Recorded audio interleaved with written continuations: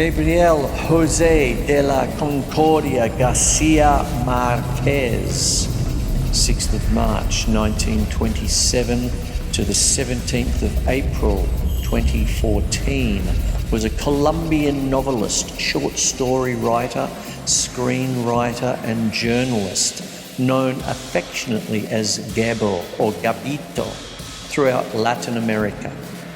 Considered one of the most significant authors of the 20th century, particularly in the Spanish language, he was awarded the 1972 Neustadt International Prize for Literature and the 1982 Nobel Prize in Literature.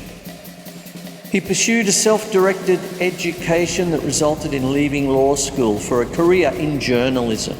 From early on, he showed no inhibitions in his criticism of Colombian and foreign politics. In 1958, he married Mercedes Bracha Pardo. They had two sons, Rodrigo and Gonzalo. García Márquez started as a journalist and wrote many acclaimed non-fiction works and short stories. He is best known for his novels such as 100 Years of Solitude, 1967, which sold over 50 million copies. Chronicle of a Death Foretold, 1981, and Love in the Time of Cholera, 1985. His works have achieved significant critical acclaim and widespread commercial success, most notably for popularizing a literary style known as magic realism, which uses magical elements and events in otherwise ordinary and realistic situations. Some of his works are set in the fictional village of Macondo, mainly inspired by his birthplace, Aracataca, and most of them explore the theme of solitude. He is the most translated Spanish language author. Upon García Márquez's death in April 2014, Juan Manuel Santos, the president of Colombia, called him the greatest Colombian who ever lived. Gabriel García Márquez was born on the 6th of March 1927 in the small town of Aracataca in the Caribbean region of Colombia to Gabriel Eligio García and Luisa Santiago Márquez Igaron. Soon after García Márquez was born, his father became a pharmacist and moved with his wife to the nearby large port city of Barranquilla. Leaving young Gabriel in Aracataca, he was raised by his maternal grandparents, Doña Tranquilina Igaron and Colonel Nicolas Ricardo Márquez Mejia.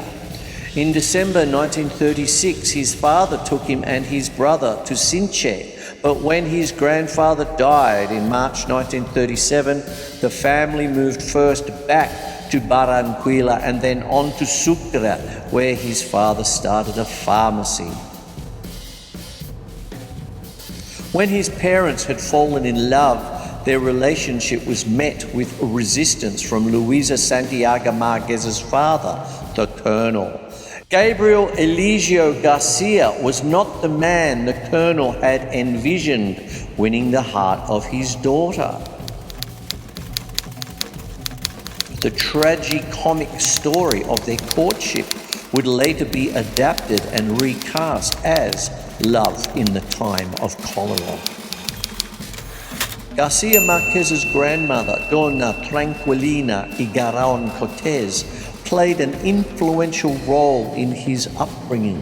He was inspired by the way she treated the extraordinary as something perfectly natural. The house was filled with stories of ghosts and premonitions, omens and portents, all of which were studiously ignored by her husband. According to García Márquez, she was the source of the magical, superstitious and supernatural view of reality. He enjoyed his grandmother's unique way of telling stories. No matter how fantastic or improbable Her statements, she always delivered them as if they were the irrefutable truth. It was a deadpan style that some 30 years later heavily influenced her grandson's most popular novel, 100 Years of Solitude. Education and adulthood. After arriving at Sucre, it was decided that Garcia Marquez should start his formal education, and he was sent to an internship in Barranquilla, a port on the mouth of the Rio Magdalena. There he gained a reputation of being a timid boy who wrote humorous poems and drew humorous comic strips. Serious and little interested in athletic activities, he was called El Vigio by his classmates. After his graduation in 1947, Garcia Marquez stayed in Bogota to study law at the Universidad Nacional de Colombia, but spent most of his spare time reading fiction. He was inspired by La Metamorphosis by Franz Kafka, at the time incorrectly thought to have been translated by George Louis Borges. His first published work, La Tercera Resignación, appeared in the 13th September 1947 edition of the newspaper El Espectador. From 1947 to 1955, he wrote a series of short stories that were later published under the title of Eyes of a Blue Dog. Though his passion was writing, he continued with law in 1948 to please his father. After the Bogotazo riots on the 9th of April following the assassination of a popular leader, Jorge Elicia Guitán, the university closed indefinitely and his boarding house was burned. Garcia Marquez transferred to the Universidad de Catalunya and began working as a reporter of El Universal.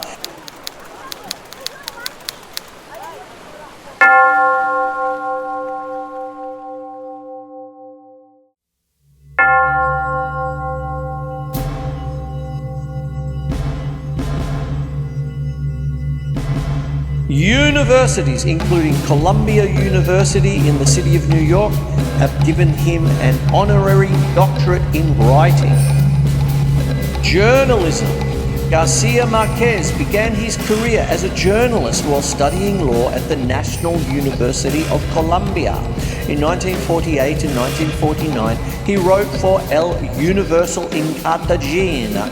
From 1950 until 1952, he wrote a whimsical column under the name of Septimus for the local paper El Heraldo in Barranquilla. Garcia Marquez noted of his time at El Heraldo, "I'd write a piece and they'd pay me 3 pesos for it, and maybe an editorial for another 3. During this time, he became an active member of the informal group of writers and journalists known as the Barranquilla Group, an association that provided great motivation and inspiration for his literary career. He worked with inspirational figures such as Ramon Viñez, whom Garcia Marquez depicted as an old Catalan who owns a bookstore in 100 Years of Solitude. At this time, Garcia Marquez was also introduced to the works of writers such as Virginia Woolf and William Faulkner. Faulkner's narrative techniques, historical themes, and use of rural locations influenced many Latin American authors. From 1954 to 1955, Garcia Marquez spent time in Bogota and regularly wrote for Bogota's El Espectador. From 1956, he spent 2 years in Europe, returning to marry Mercedes Barca in Barranquilla in 1958 and to work on magazines in Caracas, Venezuela. Leaf Storm is Garcia Marquez's first novella and took 7 years to find a publisher, finally being published in 1955. Garcia Marquez notes that of all that he had written as of 1973, Leaf Storm was his favourite because he felt that it was the most sincere and spontaneous. All the events of the novella take place in one room during a half-hour period on Wednesday, the 12th of September 1928. It is the story of an old colonel who tries to give a proper Christian burial to an unpopular French doctor. The colonel is supported only by his daughter and grandson. The novella explores the child's first experience with death by following his stream of consciousness. The book reveals the perspective of Isabel, the colonel's daughter, which provides a feminine point of view. In Evil Hour. Garcia Marquez's second novel was published in 1962. Its formal structure is based on novels such as Virginia Woolf's Mrs. Dalloway. The narrative begins on the saint's day of St. Francis of Assisi, but the murders that follow are far from the saint's message of peace. The story interweaves characters and details from Garcia Marquez's other writings such as Artificial Roses, and comments on literary genres such as whodunit detective stories. Some of the characters and situations found in Evil Hour reappear in 100 Years of Solitude. 100 Years of Solitude. From when he was 18, Garcia Marquez had wanted to write a novel based on his grandparents' house where he grew up. However, he struggled with finding an appropriate tone and put off the idea until one day the answer hit him while driving his family to Acapulco. He turned the car around and the family returned home so he could begin writing. He sold his car so his family would have money to live on while he wrote. Writing the novel took far longer than he expected. He wrote every day for 18 months. His wife had to ask for food on credit from their butcher and baker, as well as 9 months of rent on credit from their landlord. During the 18 months of writing, Garcia Marquez met with two couples, Eren Carmen and Alvaro Mutis, and Maria Luisa Ilio and Yome Garcia Ascot, every night, and discussed the progress of the novel, trying out different versions. When the book was published in 1967, it became his most commercially successful novel. 100 Years of Solitude, English translation by Gregory Rabassa, 1970, selling over 50 million copies. The book was dedicated to Yomi Garcia Ascot and Maria Luisa Ilio. The story chronicles several generations of the Buendia family from the time they founded the fictional South American village of Macondo, through their trials and tribulations and instances of incest, births and deaths. The history of Macondo is often generalized by critics to represent rural towns throughout Latin America, or at least near Garcia Marquez's native Aracataca. The novel was widely popular and led to Garcia Marquez's Nobel Prize, as well as the Romulo Gallegos Prize in 1972. William Kennedy has called it the first piece of literature since the Book of Genesis that should be required reading for the entire human race. And hundreds of articles and books of literary critique have been published in response to it. Despite the many accolades the book received, Garcia Marquez tended to downplay its success. He once remarked, "Most critics don't realise that a novel like 100 Years of Solitude is a bit of a joke, full of signals to close friends and so, with some preordained right to pontificate, they take on the responsibility of decoding the book and risk making terrible fools of themselves." Autumn of the Patriarch. Garcia Marquez was inspired to write a dictator novel when he witnessed the flight of Venezuelan dictator Marcos Perez Jimenez. He said, "It was the first time we had seen a dictator fall in Latin America." Garcia Marquez began writing Autumn of the Patriarch in 1968 and said it was finished in 1971. However, he continued to embellish the dictator novel until 1975, when it was published in Spain. According to Garcia Marquez, the novel is a poem on the solitude of power, as it follows the life of an eternal dictator known as the General. The novel is developed through a series of anecdotes related to the life of the General, which do not appear in chronological order. Although the exact location of the story is not pinpointed, in the novel, the imaginary country is situated somewhere in the Caribbean. Garcia Marquez gave his own explanation of the plot. "My intention was always to make a synthesis of all the Latin American dictators, but especially those from the Caribbean.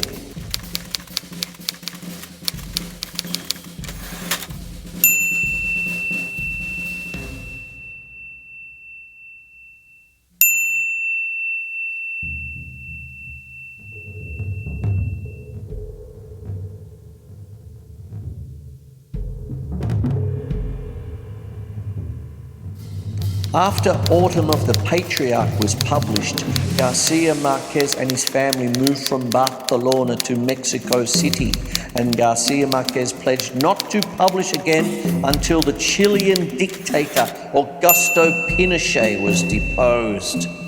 All the same, he published Chronicle of a Death Foretold while Pinochet was still in power, as he could not remain silent in the face of injustice and repression. The incredible and sad tale of innocent Erendira and her heartless grandmother presents the story of a young mulatto girl who dreams of freedom. Chronicle of a Death Foretold. Chronicle of a Death Foretold, which literary critic Ruben Pelayo called a combination of journalism, realism, and detective story, is inspired by a real-life murder that took place in Sucre, Colombia in 1951. But Garcia Marquez maintained that nothing of the actual events remains beyond the point of departure and the structure. The character of Santiago Nassar is based on a good friend from Garcia Marquez's childhood, Cayetano Gentil Quimento. The plot of the novel revolves around Santiago Nassar's murder. The narrator acts as a detective, uncovering the events of the murder as the novel proceeds. Pelayo notes that the story unfolds in an inverted fashion. Instead of moving forward, the plot moves backward. Chronicle of a Death Foretold was published in 1981, the year before Garcia Marquez was awarded the 1982 Nobel Prize in Literature. The novel was also adapted into a film by Italian director Francesco Rossi in 1987. Love in the Time of Cholera. Love in the Time of Cholera was first published in 1985. It was considered a non-traditional love story, as lovers find love in their golden years, in their 70s, when death is all around them. Love in the Time of Cholera is based on the story of two couples. The young love of Fermina Daza and Florentino Ariza is based on the love affair of Garcia Marquez's parents. But as Garcia Marquez explained in an interview, the only difference is my parents married, and as soon as they were married, they were no longer interesting as literary figures. The love of old people is based on a newspaper story about the death of two Americans who were almost 80 years old, who met every year in Acapulco.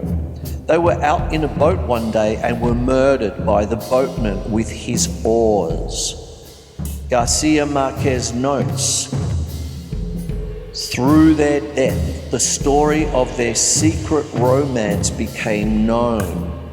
I was fascinated by them. They were each married to other people.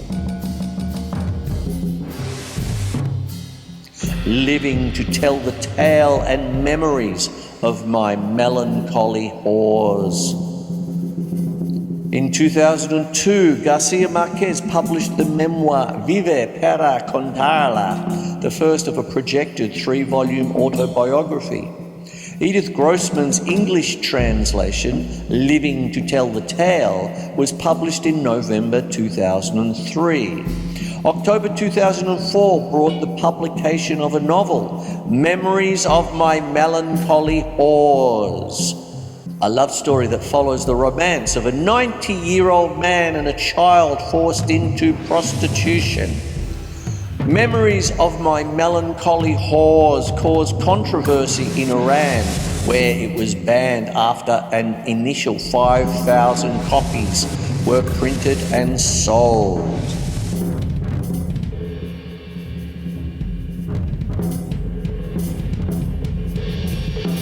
If for a moment God would forget that I am a rag doll and give me a scrap of life, possibly I would not say everything that I think, but I would definitely think everything that I say. I would value things not for how much they are worth, but rather for what they mean.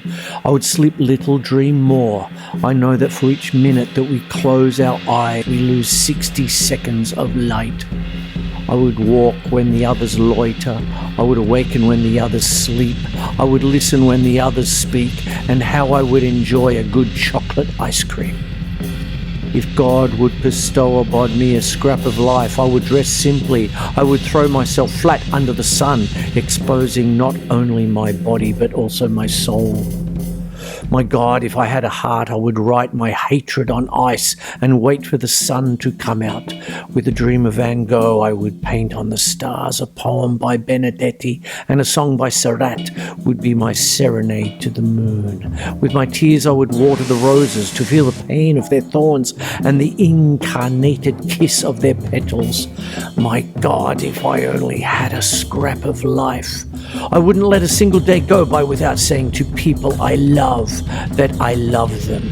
I would convince each woman or man that they are my favorites, and I would live in love with love. I would prove to the men how mistaken they are in thinking that they no longer fall in love when they grow old, not knowing that they grow old when they stop falling in love. To a child I would give wings, but I would let him learn how to fly by himself. To the old I would teach that death comes not with old age, but with forgetting. I have learned so much from you men. I have learned that everybody wants to live at the top of the mountain without realizing that true happiness lies in the way we climb the slope. I have learned that when a newborn first squeezes his father's finger in his tiny fist, he has caught him forever. I have learnt that a man only has the right to look down on another man when it is to help him to stand up. I have learned so many things from you, but in the end, most of it will be no use, because when they put me inside that suitcase, unfortunately, I will be dying.